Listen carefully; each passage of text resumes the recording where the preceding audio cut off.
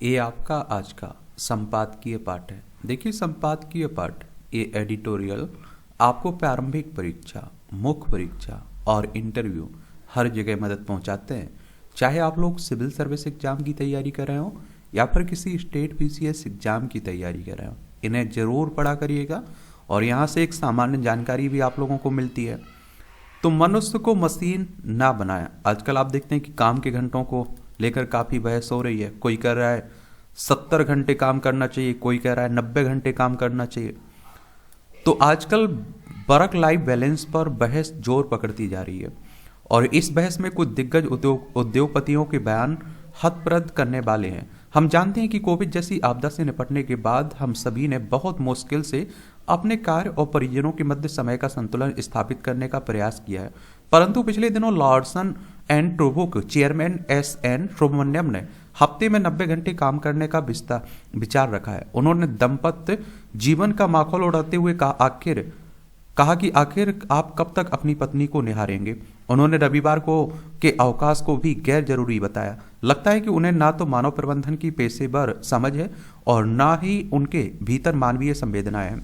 शायद उनका भारतीय जीवन पद्धति, जीवन दर्शन के साथ साथ मानव प्रबंधन क्षेत्र में हो रहे नवाचारों से भी कोई सरोकार नहीं है। क्या वह मनुष्य को रोबोट से अधिक कुछ नहीं समझते हैं? यह विडंबना ही है कि वह यह भी भुला बैठे कि रोबोट को भी देखभाल और रिचार्जिंग की आवश्यकता होती है। और आप लोग अक्सर सवाल भी करते रहते हैं कि भैया हमें कितने घंटे पढ़ना चाहिए। कोई कहता है 16 घंटा, 18 घंटा या 24 घंटा। तो मैं कहता हूँ जितना भी पढ़िए ईमानदारी से पढ़िए और कम से कम 6 से 8 घंटे आप लोगों को जरूर पढ़ना चाहिए, लेकिन ईमानदारी से पढ़ना चाहिए। उस समय ऐसा नहीं कि आप कॉल पे लगे हुए कहीं चैटिंग कर रहे हैं, कहीं मन और कहीं आपका है। भैया ऐसा मत करिए। पढ़ रहे हैं तो केवल पढ़ रहे हैं। फिर कामकाजी घंटों की बहस कुछ समय पहले इन्फोसिस के संस्थापक एन.आर. नारायण मूर्ति ने शुरू की थी। उन्होंने कहा था कि वैश्विक स्तर पर अपनी प्रतिद्वंदियों को हराना है तो हमें सप्ताह में 70 घंटे काम करना होगा। और इसके बाद कई कारोबारी ऐसी पैरवी कर चुके हैं, मगर महिंद्रा समूह के चेयरमैन आनंद महिंद्रा, आईटीसी के चेयरमैन संजीव पुरी और ओयो के संस्थापक रितेश अग्रवाल ने काम के घंटे बढ़ाने का विरोध करते हुए काम और जीवन की गुणवत्ता को प्राथमिकता देने की बात की है। और सनातन परंपरा में मानव जीवन और उसकी कार्य क्षमता के संबंध में मानव केंद्रित वैज्ञानिक दृष्टिकोण अपनाया गया। इस परंपरा में हम विकास और भौतिकवाद की अंधी दौड़ में शामिल होकर गला काट प्रतिस्पर्धा नहीं करते हैं, अपितु स्वस्थ और संतुलित जीवन शैली अपनाते हुए अपनी व्यक्तिगत और सामूहिक उत्पादकता के शिखर तक पहुंचने का प्रयास करते हैं। इस क्रम में हम यह भी देखते हैं कि जीवन और जीवन मूल्य हमारे लिए महत्वपूर्ण है। हम उत्पादकता को बढ़ाने के लिए शारीरिक और मानसिक संतुलन को नहीं बिगड़ने देते, क्योंकि अति सर्वत्र वर्जेते हमारे जीवन दर्शन का लक्ष्य व्यक्ति, समाज और राष्ट्र का सर्वांगीण विकास है, न कि एकाग्र भौतिक विकास हमारा एकमात्र ध्येय है। यही कारण है कि हमारे यहाँ सफलता की जगह सार्थकता पर बल है। महात्मा गांधी और पंडित दीनदयाल उपाध्याय जैसे भारतीय विचारकों के अनुसार जीवन के परम लक्ष्य धर्म, अर्थ, काम और मोक्ष नामक पुरुषार्थ चतुष्ट की प्राप्ति के लिए शरीर, मन, बुद्धि, आत्मा का स्वास्थ्य, संतुलन और समन्वय आवश्यक है। और यही चरम सुख और परम वैभव का प्रशस्त पथ है। किसी भी राष्ट्र की प्रगति के मूल्यांकन का आधार विकास दर मात्र नहीं बल्कि हैप्पीनेस इंडेक्स होना चाहिए। और व्यक्ति न केवल परिवार बसाता है बल्कि समाज से भी जुड़ता है। वह प्रकृति के साथ तादात्म्य या आप देखिए तादात्म्य स्थापित करके जीवन को सरल एवं सरस बनाता है। कई बार आप देखते हैं कि वह जीव और जगत के मध्य संतुलन स्थापित करता है। दूसरी ओर आप देखिए भोगवादी जीवन पद्धति मानव को मशीन के रूप में देखती है। मानव जीवन का मशीनीकरण होने से उसके जीवन की गुणवत्ता प्रभावित होती है। मनुष्य का मानसिक स्वास्थ्य भी प्रभावित होता है। यदि उपयोगितावादी दृष्टि से मानव जीवन को देखा जाएगा तो केवल मानसिक संताप बढ़ेगा। परिवार आप देखते हैं और समाज जैसी संस्थाएं भी संकटग्रस्त होंगी। उपयोगितावादी दृष्टि से समाज में विखंडनकारी और विभेदकारी जीवन पद्धति को प्रोत्साहन मिलेगा। और आप देखिए वैज्ञानिक दृष्टि से देखें तो सप्ताह में 70 या 90 घंटे कार्य करने से सेहत पर दीर्घकालिक दुष्प्रभाव पड़ेगा। विभिन्न शोध बताते हैं कि अत्यधिक काम करने वाले उच्च रक्तचाप, मधुमेह और अवसाद और हृदय संबंधी बीमारियों से ग्रस्त हो सकते हैं। लंबे समय तक बैठकर काम करने वालों में जीवन शैली संबंधी ऐसी बीमारियों का खतरा कई गुना बढ़ जाता है। युवाओं में आत्महत्या की बढ़ती प्रवृत्ति और कम होती प्रजनन क्षमता भी काम के अतिशय दबाव और नकारात्मक वातावरण की देन है। आर्टिफिशियल इंटेलिजेंस यानी कि एआई और मशीनीकरण के इस योग ने निश्चित ही मानव जीवन तथा मानवीय संवेदनाओं पर प्रश्न चिन्ह लगाया है। लेकिन हमें यह नहीं भूलना चाहिए कि विचारों का आदि स्रोत मानव मस्तिष्क की ही है। यदि हम नवीन तत्वों का अनुसंधान करना चाहते हैं तो इसके लिए मानसिक स्वास्थ्य दुरुस्त रखना होगा। यह तभी संभव होगा जब वर्क लाइफ बैलेंस होगा। मौलिक चिंतन स्वस्थ मस्तिष्क से ही संभव हो पाता है। हम एआई और रोबोटिक्स आदि के द्वारा कार्यों को आसान तो बना सकते हैं, लेकिन उसी कार्य को नवीनता या मौलिकता के साथ नहीं कर सकते हैं। मशीन मनुष्य की जगह नहीं ले सकती है और अवसाद और अकेलेपन से बचने के लिए व्यक्ति परिवार और प्रकृति के साहचर्य में अपने तन मन को दुरुस्त करता है। काम के अनावश्यक दबाव के कारण जीवन शैली प्रभावित होती है। जीवन की उत्पादकता और उपलब्धियों को संपूर्णता में देखने की आवश्यकता होती है। परिवार और समाज से अलग व्यक्ति का ना कि कोई व्यक्तित्व है और ना ही अस्तित्व है। परिवार और समाज में रहकर ही व्यक्तित्व का सर्वांगीण विकास होता है तथा रचनात्मकता एवं उत्पादकता बढ़ती है। इसलिए पारिवारिक और पेशेवर जीवन में उचित तालमेल बनाना होगा। बहुत ज्यादा काम के घंटों से बच्चे भटकावग्रस्त और बुजुर्ग उपेक्षित और एकाकी हो जाएंगे। ऐसी स्थिति में समाज एवं राष्ट्र के लिए शुभ नहीं है। संवाद के लिए बने इंटरनेट मीडिया प्लेटफॉर्म भी संवादहीनता और अकेलेपन के कारक बनते जा रहे हैं। चूंकि कार्य जीवन में संतुलन से ही व्यक्ति समाज एवं संस्थान में सर्वोत्तम योगदान दे सकता है, इसलिए जरूरी है कि कंपनियां कर्मियों को उनकी आवश्यकता समझकर अपेक्षित अवकाश प्रदान करें। दिल्ली विश्वविद्यालय के रामानुजन कॉलेज में प्राचार्य है, इनका नाम है प्रोफेसर रसाल सिंह। इनके द्वारा ये आर्टिकल लिखा गया है। इस पर आप लोग क्या सोचते हैं? और देखिए, मेरा तो मानना है कि जितने भी घंटे काम करना है बड़ा मन से होना चाहिए। आप देखते हैं कि बिना थकावट के होना चाहिए और एक तरह से आप देखिए क्वालिटी वाले होना चाहिए। वो कहते नहीं कि अब गधे की तरह आप लोग काम कर रहे हैं तो वो किस काम का रहेगा। स्मार्ट जमाना हो गया है, स्मार्ट तैयारी का जमाना हो गया है। इसीलिए तो मैं कहता हूँ कि अब गधों की तरह आपको मेहनत नहीं करना है, स्मार्ट तैयारी करनी है भाई। अब आपको ये भी मालूम होना चाहिए कि सबको पता है कि क्या क्या पढ़ना है, लेकिन आपको ये भी मालूम होना चाहिए क्या नहीं पढ़ना है। समझ रहे हैं आप लोग? अर्थव्यवस्था को भी बदल देगा महाकुंभ।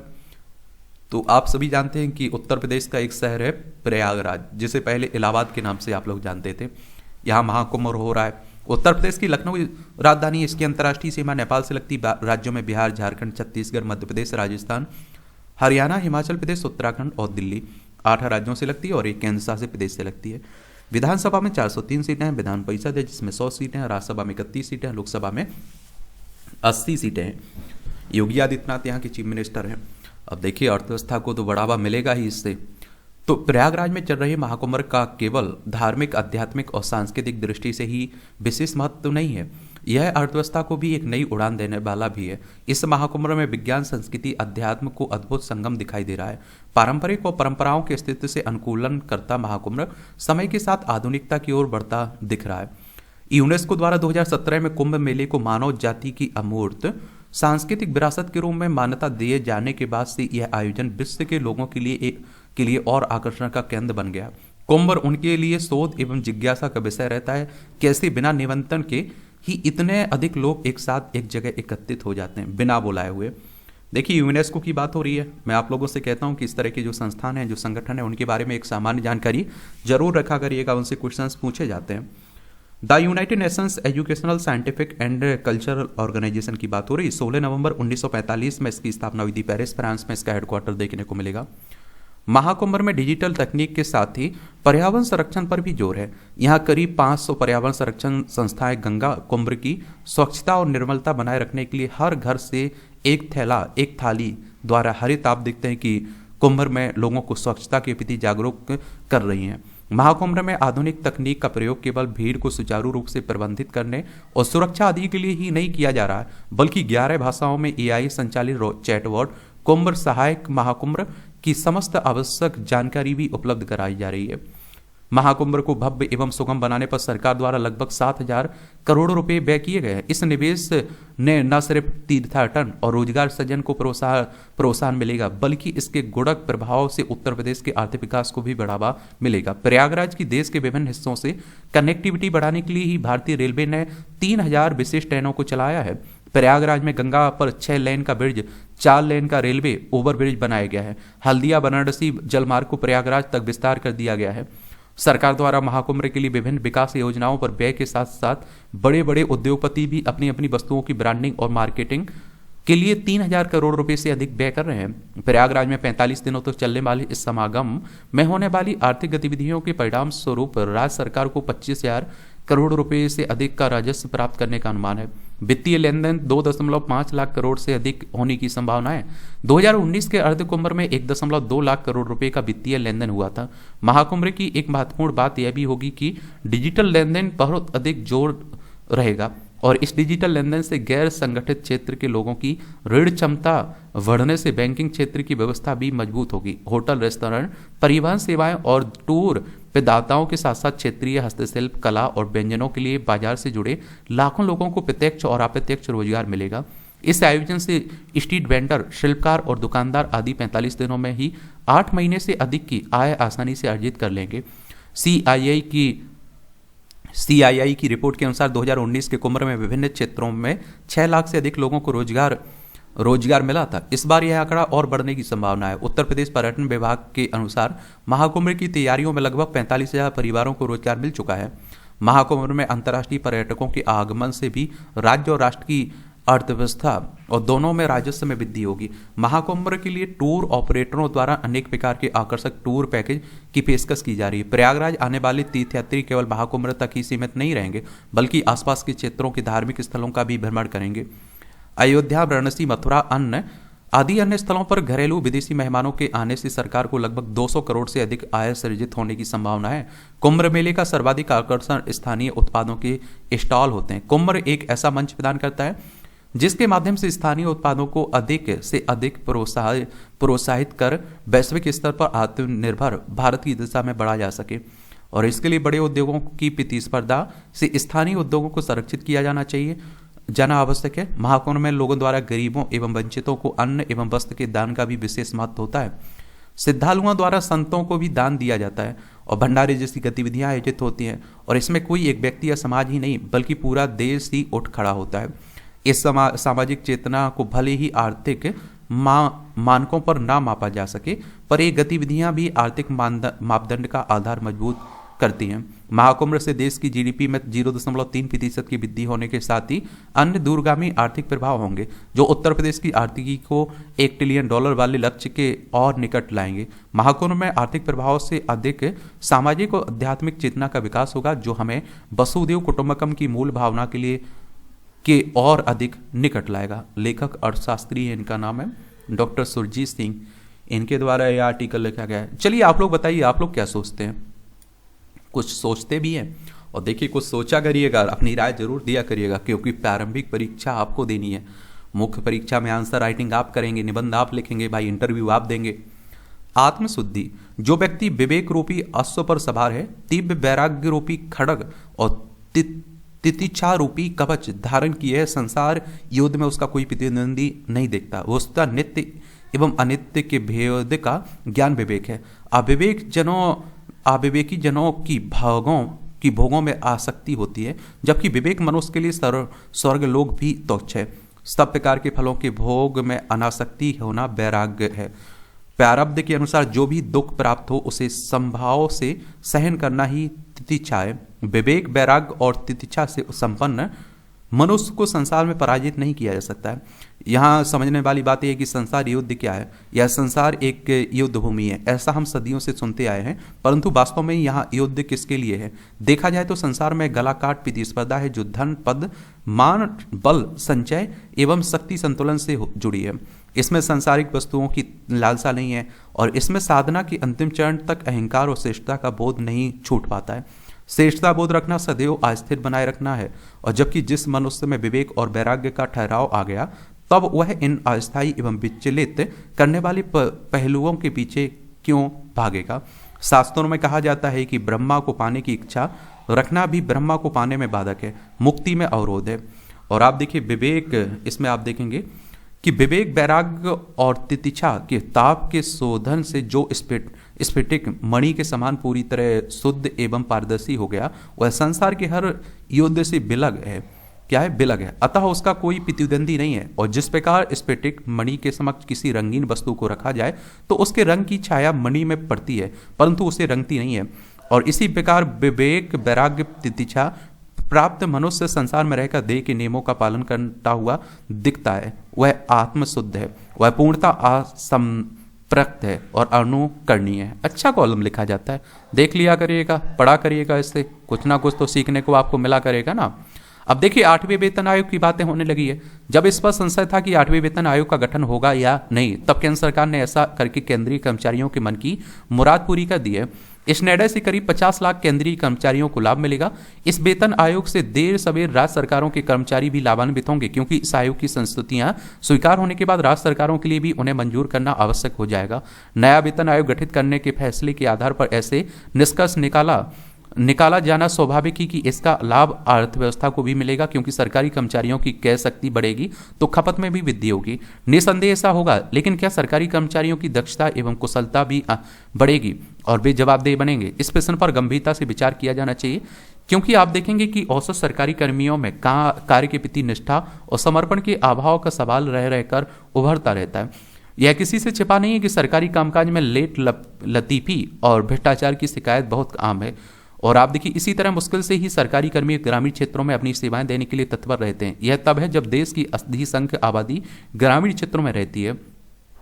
सरकारें अपने विभागों के कामकाज को लेकर चाहे जैसा दावा क्यों न करें, तथ्य यह है कि आम नागरिक सरकारी कर्मियों की कार्यशैली से नाखुश रहते हैं। वे सरकारी कर्मचारियों में सेवा भाव की कमी की शिकायत भी करते रहते हैं। उचित यह होगा कि 8वें वेतन आयोग से यह कहा जाए कि वह अपनी सिफारिशें इस तरह तैयार करे जिससे सरकारी कर्मचारियों को कार्यकुशल और जवाबदेह बनाया जा सके, और यह तब संभव हो पाएगा जब सरकारी नौकरी सुनिश्चित सेवा अवधि और आराम तली की पर्याय नहीं रह जाएगी। यह समय की मांग है कि सरकारी कर्मियों के वेतन भत्ते का निर्धारण उनके प्रदर्शन के आधार पर किया जाए कि उनका प्रदर्शन किस तरह का है। जो कर्मचारी बेहतर कार्य करे उसे पुरस्कृत किया जाए और जो कसौटी पर खरा ना उतरे उसे हतोत्साहित किया जाए, कुछ दंड दिया जाए। अब जब 8वें वेतन आयोग के गठन का फैसला लिया गया है तब यह भी अवश्य है कि मिनिमम गवर्नमेंट मैक्सिमम गवर्नेंस यानी न्यूनतम सरकार अधिनियम अधिकतम शासन के विचार को साकार करने की दिशा में ठोस कदम उठाए जाएं। और इस बारे में बातें तो बहुत हुई हैं, लेकिन उनके अनुरूप काम कुछ नहीं हुआ है। समझना कठिन है कि दूसरे प्रशासनिक सुधार आयोग की सिफारिशों को पूरी तरह लागू क्यों नहीं किया जा सकता, और यदि सरकारी विभागों का कामकाज दुरुस्त किया जा सके तो इसका लाभ समाज और सरकारों को भी मिलेगा। चूंकि 8वें वेतन आयोग का लाभ पेंशन धारकों को भी मिलेगा, इसलिए निजी क्षेत्र के संगठित एवं असंगठित कर्मियों को सामाजिक सुरक्षा की भी सुध ले ली जानी चाहिए। ये आवारा कुत्तों के आतंक पर अंकुश लगाने की जिम्मेदारी नगरीय व जिला प्रशासन की है, लेकिन उसने अपनी इस जिम्मेदारी से पूरी तरह मुंह मोड़कर नागरिकों को उनके हाल पर छोड़ दिया है। ऐसी ही परिस्थिति में सड़क पर आवारा कुत्तों के आतंक का शिकार मंगलवार को उत्तर प्रदेश के कानपुर में एक योग शिक्षा बनी। दरअसल रात 10 बजे के करीब जब वह स्कूटी से घर लौट रही थी तब कुत्तों के हमलावर झुंड ने उसे घेर लिया और वह सड़क पर गिरकर घायल हो गई। बाद में उसकी मौत हो गई। हालांकि यह मामला केवल किसी एक प्रदेश तक सीमित नहीं है, देश के कई राज्यों में इस तरह की समस्याएं गंभीर रूप ले चुकी हैं। देखा जाए तो आवारा कुत्तों के आक्रामक व्यवहार से किसी नागरिक की जान जाने का यह पहला प्रकरण नहीं है। एक के बाद एक अब आए दिन ऐसी सूचनाएं मिलती हैं। कुत्तों के हमलों में किसी बच्ची या बच्चे अथवा महिला बुजुर्ग की मौत हो गई है। ऐसी घटना होने पर नगर निगम आवारा कुत्तों को पकड़ने, उनकी नसबंदी करने का अभियान चलाने की घोषणा करता है और चुप बैठ जाता है। कई बार अभियान चलाता भी है और वह मनोयोग एवं संकल्प की कमी से बीच रास्ते ही दम तोड़ देता है।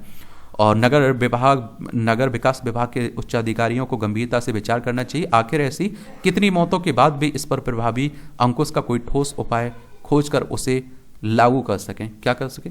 लागू कर सकें। एक और आपको बात बता दूं, यहाँ देखिए, आप देखेंगे कि कुत्तों की आजकल हिंसक भी होते जा रहे हैं। जलवायु परिवर्तन जो हो रहा है ना, पर्यावरण का नुकसान जो हो रहा है ना, कुत्तों पर भी पड़ रहा है। हिंसक हो रहे हैं और आप देखते हैं कि लोगों को घायल भी कर रहे हैं। तारों की धूल से बना हमारा शरीर, जब हम अपने अस्तित्व पर विचार करते हैं तो शायद ही कभी इस बात का एहसास होता हो कि हमारी कहानी ब्रह्मांड के गहरे रहस्यों और तारों की प्राचीन प्रक्रियाओं से जुड़ी हुई है। एक हालिया अध्ययन ने इस अनोखी यात्रा पर प्रकाश डाला है और जिससे यह साबित होता है कि इंसानी शरीर में मौजूदा तत्व जैसे कार्बन, ऑक्सीजन कभी गहरे अंतरिक्ष में तारों के बीच तैरते थे। यह अध्ययन वाशिंगटन विश्वविद्यालय की शोधकर्ता समांधा और गार्जिया और उनकी टीम द्वारा किया गया। उनके मुताबिक सुदूर अतीत में कार्बन एक विशाल गैलेक्टिक रीसाइक्लिंग सिस्टम का हिस्सा था जो तारे बनाने वाली ब्रह्मांडीय फैक्ट्री को चलाता रहा। इस शोध ने यह भी स्पष्ट किया है कि हमारी आकाशगंगा दुग्ध मेखला मिल्की वे आज भी नई नई तारों की रचना कर रही है। इसका मतलब है कि हमारे आसपास विद्यमान प्रत्येक कार्बन और ऑक्सीजन अणु ने इस अंतर गैलेक्टिक यात्रा को कम से कम एक बार जरूर पूरा किया है। तारे हाइड्रोजन और हीलियम जैसे साधारण गैसों के विशाल बादलों से बनते हैं। जैसे जैसे ये बादल सघन होते हैं उनका तापमान बढ़ता है और अंततः एक तारे का जन्म होता है। लेकिन कई तारे अपनी यात्रा के अंत में सुपरनोवा में बदल जाते हैं। सुपरनोवा एक शक्तिशाली विस्फोट होता है जो तारे की बाहरी परतों को ब्रह्मांड में फैला देता है और यही वह प्रक्रिया है जिसके माध्यम से कार्बन, ऑक्सीजन और लोहे जैसे तत्वों का निर्माण होता है। ये तत्व ब्रह्मांड में बिखर जाते हैं और नए तारों, ग्रहों और जीवन के निर्माण का आधार बनते हैं। हमारा शरीर लगभग 96% कार्बन, हाइड्रोजन, नाइट्रोजन और ऑक्सीजन जैसे तत्वों से बना है। ये सभी तत्व किसी न किसी तारे की रासायनिक प्रक्रियाओं का परिणाम है। जब सुपरनोवा विस्फोट के बाद तत्व ब्रह्मांड में फैलते हैं तो भी ग्रहों और उनके पर्यावरण का हिस्सा बन जाते हैं। पृथ्वी के निर्माण के दौरान ये तत्व हमारे ग्रह पर जमा हुए और जीवन के निर्माण में भूमिका निभाई इन्होंने। ये मानव शरीर में हर कोशिका और अणु इस प्रक्रिया की गवाही देता है। द एस्ट्रोफिजिकल जर्नल लेटर्स में विकासित यह अध्ययन यह समझने में मदद करेगा कि ब्रह्मांडीय प्रक्रियाएं परस्पर कितनी जुड़ी हुई हैं। जब हम यह जान जाते हैं कि हमारा शरीर तारों की धूल से बना है तो यह हमें अपने अस्तित्व का एक नया दृष्टिकोण देता है। यह केवल यह नहीं दिखाता है कि हम प्रकृति और ब्रह्मांड से कितने गहराई से जुड़े हुए हैं, बल्कि यह भी बताता है कि हमारा जीवन एक बहुत बड़े और प्राचीन चक्र का हिस्सा है। हम जिस कार्बन और ऑक्सीजन का उपयोग करते हैं वह कभी अरबों साल पहले तारों का हिस्सा था। इसका मतलब है कि हमारे भीतर ब्रह्मांड का एक अंश बसा हुआ है। यह विचार हमें ब्रह्मांड के प्रति कृतज्ञता से भर देता है। अच्छा है, देख रहे हो, पढ़ा करिएगा, इसीलिए कहता हूँ। ये देखिए टिप्पणियाँ रहती हैं, देखना हुआ कि देख सकते हैं आप लोग। इसकी पीडीएफ आपको एजुकेशन सर्कल प्लेटफॉर्म पर मिल जाती है, टेलीग्राम पर डाउनलोड कर सकते हैं, अपने पास रख सकते हैं। देखिए जो काम के आपके एग्जाम के लिए महत्वपूर्ण आर्टिकल रहते हैं उन पर हम लोग बात कर लेते हैं, और फिर भी आपको लगता है किसी और के बारे में जान लेना चाहिए तो आप लोग इन्हें देख सकते हैं। यहाँ भी आप लोगों को कुछ अच्छा आर्टिकल देखने को मिलेगा। इंटरनेट मीडिया दुष्प्रचार पर नियंत्रण के लिए ठोस व्यवस्था की बात हो रही है। और सोशल मीडिया पर आप देखिए जो झूठी खबरें रहती हैं ना, वो आग की तरह फैलती हैं वहाँ। द्वितीय विश्व युद्ध में 2 परमाणु बमों के इस्तेमाल से पहले विज्ञानियों, सैन्य प्रमुखों और खासतौर से अमेरिकी राजनीतिकों को इसका अंदाजा था कि इनके इस्तेमाल का विश्व राजनीति में उथल पुथल होने से लेकर जन धन हानि के रूप में कितना अधिक विनाश होगा। हिरोशिमा और नागासाकी पर दोनों बमों ने जो किया उनके घावों का ही असर था कि दुनिया में परमाणु अप्रसार की संधियां अस्तित्व में आई थी।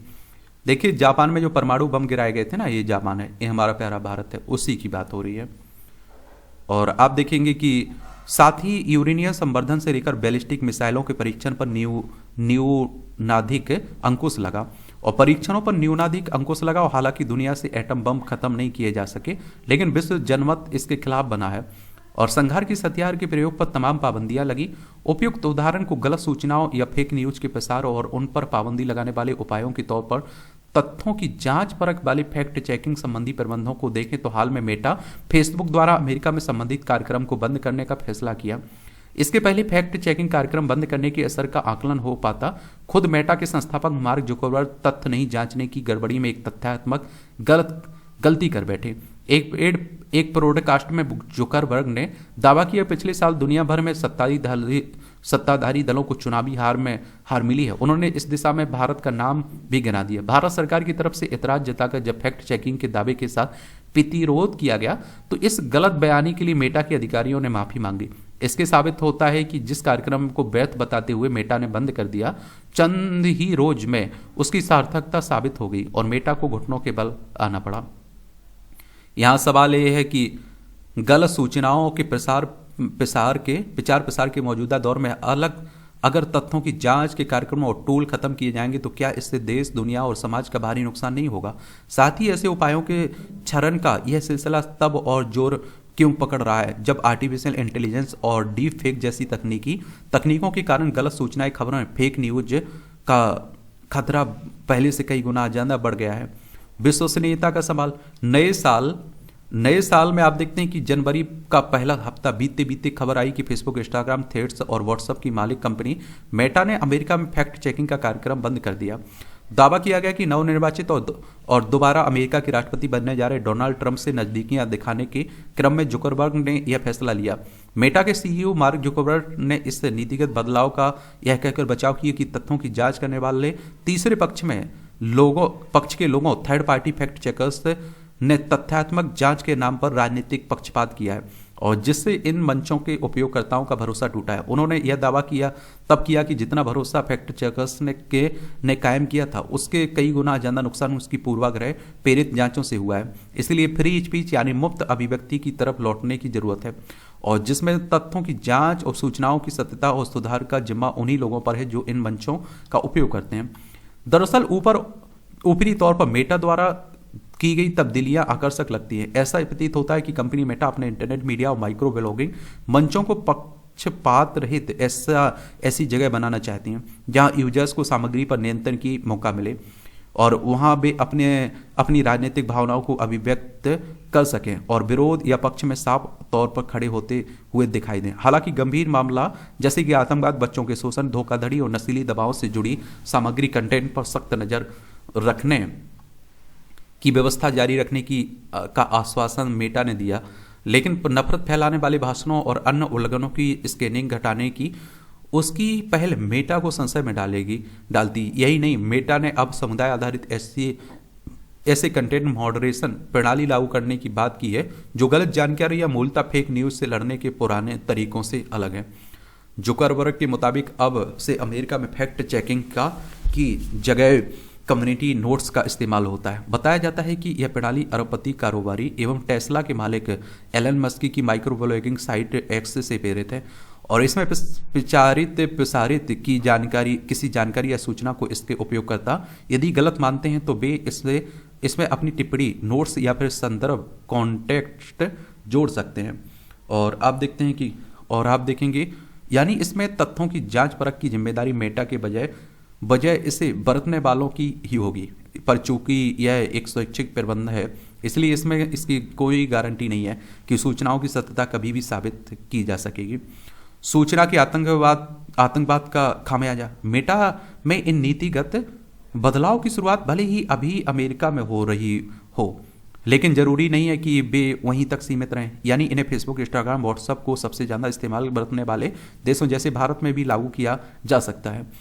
और गलत सूचनाएं मुख्यतः अफवाहों और दुर्भावना प्रेरित सूचनाओं एवं राजनीतिक सांप्रदायिक विद्वेष की भावनाओं से ओतप्रोत खबरों की सत्यता परखने का काम अगर इन मंचों की यूजर्स पर छोड़ा जाता है तो तीसरे बुरे नतीजों का अंदाजा अतीत के अनुभव के आधार पर आसानी से लगाया जा सकता है। आप उस दौर को याद करें जब इंटरनेट मीडिया की उत्पत्ति नहीं हुई थी, तब भी हमारे देश में भगवान गणेश की मूर्तियों द्वारा दूध पीने, मुंह नोचवा, काले बंदर या मंकी मैन और चोटी कटवा आदि के उत्पाद की खबरें जंगल में आग की तरह फैली हुई थी। हालांकि तब के दौर में इलेक्ट्रॉनिक मीडिया, टेलीविजन के निजी चैनलों को छोड़कर समाचार पत्रों समेत अन्य समाचार माध्यमों ने इन सभी भ्रामक सूचनाओं की रोकथाम और उनकी सत्यता की जांच परख का काम अपने स्तर से किया और जन जागरण के अभियान चलाए। लेकिन इंटरनेट मीडिया के प्रादुर्भाव के बाद तो ऐसी स्थितियां और भी विकट हो चली। वर्तमान में प्रयागराज में महाकुंभ के आयोजन के दौरान एक युवक ने सऊदी अरब से आए 11 श्रद्धालुओं के ठंडे से मरने की अफवाह इंटरनेट मीडिया पर फैलाई। गनीमत रही कि इस अफवाह पर पुलिस तुरंत हरकत में आई और आरोपी के खिलाफ मुकदमा दर्ज कर अन्य कार्रवाइयां की जा रही हैं। इस तरह की कई अन्य घटना भी निरंतर सामने आती रहती हैं। इससे साबित होता है कि अफवाहों को रोकने के लिए फैक्ट चेकिंग जैसे कार्यक्रमों की कितनी अधिक आवश्यकता है। बिल्कुल सही बात है। सूचना के नेवन की असली चिंता। इंटरनेट मीडिया से जुड़ा आज एक बड़ा संकट यह है कि मेटा द्वारा अमेरिका में किए गए नीतिगत बदलाव की लहर दूसरे मंचों को और अन्य देशों को अपनी चपेट में न ले। यह चिंता इस वक्त दुनिया में सूचना को आजाद रखते हुए अफवाहों और गलत सूचनाओं के प्रसार की आशंकाओं के तहत उसके नियमन के पैरोकारों को खाए जा रही है। और इसी चिंता से मुखातिब होते हुए जर्मनी के उप चांसलर रॉबर्ट हाबेक ने मेटा के फैसले की आलोचना करते हुए कहा कि स्वतंत्रता का मतलब नियमों की कटौती करना नहीं होता है। यह देखते हुए कि जिन क्षेत्रों में भ्रामक जानकारी या अफवाहों का बड़ा असर होता है वहां ऐसे नियम कायदों की खास तौर पर जरूरत है। जैसे कि भारत में जहां फेक न्यूज की पैदावार और प्रसार दोनों काम बहुत तेजी से होते हैं, क्योंकि सस्ते मोबाइल इंटरनेट तक 75 से 80 करोड़ लोगों की आसान पहुंच बन चुकी है। शायद यही कारण है कि हमारे देश में सरकार ने फैक्ट चेकिंग के अपने विभाग बना रखे हैं। इंटरनेट मीडिया कंपनियों की कमान कस रखी है, वे अफवाहों के प्रसार की रोकथाम के भरसक उपाय करें। और आप देखेंगे कि लोग तो आजकल इतने जागरूक हैं, आप लोग अंदाजा लगा सकते हैं कि उन्हें लगता है जो सोशल मीडिया पर खबर दिखाई जा रही है ना, वही सत्य है, और कई लोग उसी को सत्य, अंतिम सत्य मानकर बहस भी करने लगते हैं। यह चिंता अकेले भारत की नहीं है, तमाम अंतर्राष्ट्रीय नियामक संस्थाओं और सरकारें मेटा के बदलाव को सतर्क निगाहों से देख रही हैं। यहां तक कि यूरोपीय संघ के डिजिटल सर्विसेज एक्ट के तहत इंटरनेट मीडिया कंपनियों पर सख्त नियम लागू किए गए हैं, ताकि वे स्वयं फैक्ट चेकिंग करें और सूचनाओं की सत्यता प्रमाणित करें। ऐसा नहीं करने पर वहां भारी जुर्माने के प्रावधान है। इससे स्पष्ट है कि मेटा में हो रहे बदलाव की आलोचना दुनिया भर के विश्लेषक यह कहते हुए कर रहे हैं कि इससे फेक न्यूज या फिर भ्रामक सूचना के खिलाफ वैश्विक प्रयासों को धक्का लगेगा, राजनीतिक सामाजिक दुष्प्रभाव पैदा होंगे। एक ऐसे दौर में जहां आर्टिफिशियल इंटेलिजेंस, एआई और डीफेक जैसी तकनीकों ने सूचना का फर्जीवाड़े करना बेहद आसान बना दिया, सूचना की सत्यता एवं सटीकता साबित करने का काम और भी जरूरी हो गया है।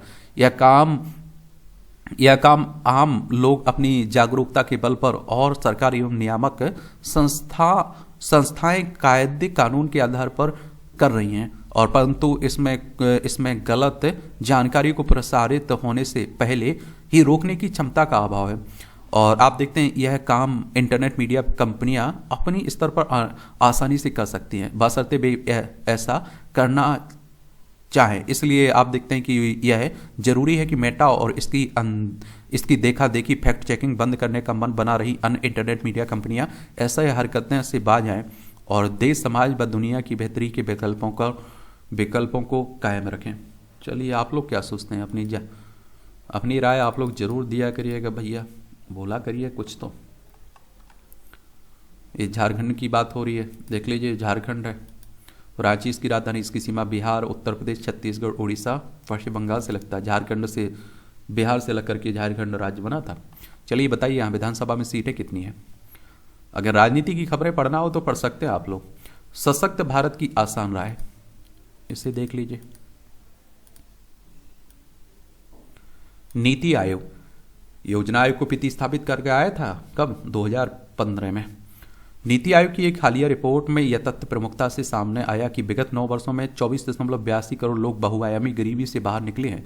यह भी बताया गया कि वर्ष 2013-14 में भारत की बहुआयामी गरीबी दर 29.17% थी, जो वर्ष 2022-23 में 11.8% हो गई है। यानी इसमें 17.89% की कमी आई है। गरीबी दर में आई कमी, यह कमी सशक्त भारत की ओर बढ़ते प्रयासों का सूचक है। लेकिन एक चिंताजनक आंकड़ा यह है कि अभी भी जनसंख्या का एक बड़ा हिस्सा गरीबी रेखा के नीचे। विश्व बैंक की एक रिपोर्ट में यह आंकड़ा लगभग 13 करोड़ है। विश्व बैंक की बात करें तो अंतर्राष्ट्रीय वित्तीय संस्थान है, इसकी स्थापना जुलाई 1944 में हुई थी। वॉशिंगटन डीसी, यूएसए में इसका हेडक्वार्टर देखने को मिलेगा। वस्तुतः भारत कृषि प्रधान देश है। स्वतंत्रता के बाद कृषि क्षेत्र में भी परंपरागत ढांचा लंबे समय तक बना रहा और उसके आधुनिकीकरण की प्रक्रिया बहुत धीमी रही। ध्यान रहे, कृषि देश के विकास का आधार है, क्योंकि आज भी जनसंख्या का लगभग 60% कृषि पर आश्रित है। दिसंबर 2024 के आंकड़ों के अनुसार देश में लगभग 9% किसान परिवारों के पास ही खेती के लिए ट्रैक्टर, जबकि 55.4% किसान परिवारों का पर कर्ज है। किसान परिवारों की कुल आय में खेती से कमाई का हिस्सा केवल 4,476 रुपये मासिक है। इसके अतिरिक्त आप देखिए, पशुपालन, अन्न उद्यम, मजदूरी व अन्य क्षेत्रों में सेवा आदि से वे जीवन यापन के रास्ते तलाश रहे हैं। क्या कृषि प्रधान देश में ये आंकड़े खेती किसानी की दयनीय स्थिति के घोतक नहीं है? क्या आज हमें नए कृषि कानूनों के जरिए खेती किसानी के लिए व्यापक परिवर्तनों की आवश्यकता नहीं है? छोटी जोत के गरीब किसान बड़े किसानों और पूंजीपतियों के चुंगल में फंसे हैं। भ्रष्टाचार, गरीबी उन्मूलन की राह में भ्रष्टाचार भी एक बड़ी बाधा रही है, और जिसे देखते हुए वर्ष 2014 में ही प्रधानमंत्री नरेंद्र मोदी ने प्रत्यक्ष लाभ हस्तांतरण यानी डीबीटी की तत्परता से लागू किया, और इससे केंद्र और राज्य सरकारों की विभिन्न योजनाओं के तहत दी जाने वाली राशि सीधे लाभार्थियों के खाते में जमा की जाने लगी।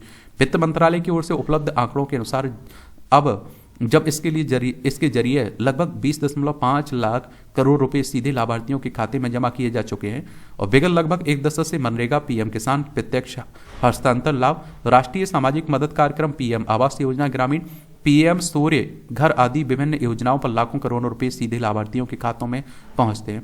प्रधानमंत्री गरीब कल्याण अन्न योजना से विगत कई वर्षों से लगभग आप देखिए 80 करोड़ लोगों को मुफ्त अन्न दिया जा रहा है। प्रधानमंत्री आवास योजना के अंतर्गत लगभग 3 करोड़ आवास दिए जा चुके हैं और करोड़ों लोग आयुष्मान भारत योजना के अंतर्गत स्वास्थ्य सुविधाओं का लाभ ले रहे हैं। आप जिस भी टॉपिक पर लिख रहे हैं कहीं कुछ, तो इनका उल्लेख, सरकारी योजना का उल्लेख, सरकार की तरफ से जो पहले की जा रही है उनका उल्लेख जरूर कर दिया करिएगा। इन योजनाओं के बारे में एक सामान्य जानकारी रखा करिए।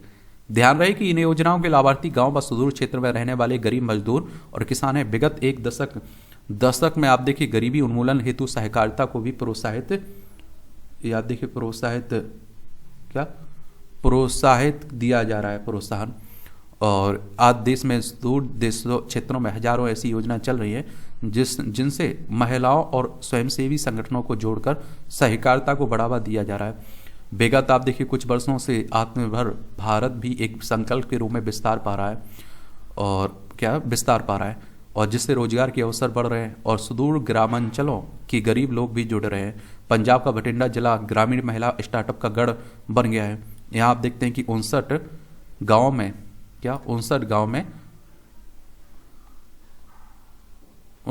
एक 491 स्वयं सहायता समूह है। झारखंड के एक पिछड़ी आदिवासी क्षेत्र में गरीबी मिटाने का संकल्प लेकर 250 किसान, 100 बुनकर और 100 महिलाएं रेशम की डोर से हथकरघा हस्तशिल्प पर आधारित नवाचार कर रहे हैं। उत्तराखंड के उत्तरकाशी जिले में जनशक्ति स्वायत्त सहकारिता समिति डेयरी, बागवानी, स्वरोजगार और पशुपालन के माध्यम से हजारों ग्रामीण महिलाओं को नई दिशा दे रही हैं। इसी प्रकार देश के अन्य अनेक हिस्सों में भी सहकारिता से समृद्धि के प्रयास निरंतर बढ़ रहे हैं। चुनौती कायम शिक्षा, स्वास्थ्य और जीवन स्तर, आवास की गुणवत्ता एवं पोषक भोजन आदि ऐसे पैमाने हैं जिन पर गरीबी रेखा का निर्धारण किया जाता है। इन सभी में अमूलचूल सुधार और गरीबों तक उनकी पहुंच अभी भी एक बड़ी चुनौती है और यह भी आवश्यक है कि गरीबी रेखा से नीचे रहने वाले लोगों के लिए बड़े पैमाने पर कौशल विकास हेतु कार्यक्रम चलाए जाएं और जिससे अशिक्षित अथवा कम शिक्षित लोग भी कौशल के जरिए अपनी आजीविका जुटाने में समर्थ हो सके। इसके अतिरिक्त एक नागरिक के नाते हमें भी अपनी सोच बदलना होगा। जाति, समुदाय आदि के भेदभाव से हटकर सामाजिक व आर्थिक समानता हेतु समान वितरण की दिशा में भी प्रयास करने होंगे। गरीबों की स्थिति में सुधार के लिए यह आवश्यक है कि खाद्यान्न आधारित खेती, पशुपालन, मधुमक्खी पालन, मछली पालन, बांस की खेती व ऑर्गेनिक खेती आदि को बढ़ावा देने के साथ सस्ते ऋण, अच्छे बीज, खाद व बाजार भी उपलब्ध हों। गरीबी उन्मूलन के लिए योजना निर्माण, मूल्यांकन एवं पुनर्योजना आदि की समन्वित प्रक्रिया निरंतर जारी रहे। यह भी आवश्यक है कि आने वाले बजट में कौशल विकास, लघु उद्योग, हस्तकौशल और रोजगार परक क्षेत्र को प्रोत्साहन दिया जाए। ग्रामीण और अन्य पिछड़े क्षेत्रों में ढांचागत सुविधा हेतु अधिक आवंटन किया जाए और जिससे गरीबी उन्मूलन की दिशा में तेजी आ सके। और ध्यान रहे, गरीबी उन्मूलन से ही विकसित और सशक्त भारत की राह निकलेगी। और इस तरह से आप देखेंगे कि आज के संपादकीय पाठ की कहानी कवर होती है। आप लोग पढ़ते रहिए, एंजॉय करते रहिए। आपका कोई सवाल हो, मेरे लिए सुझाव हो तो आप लोग बता सकते हैं। धन्यवाद।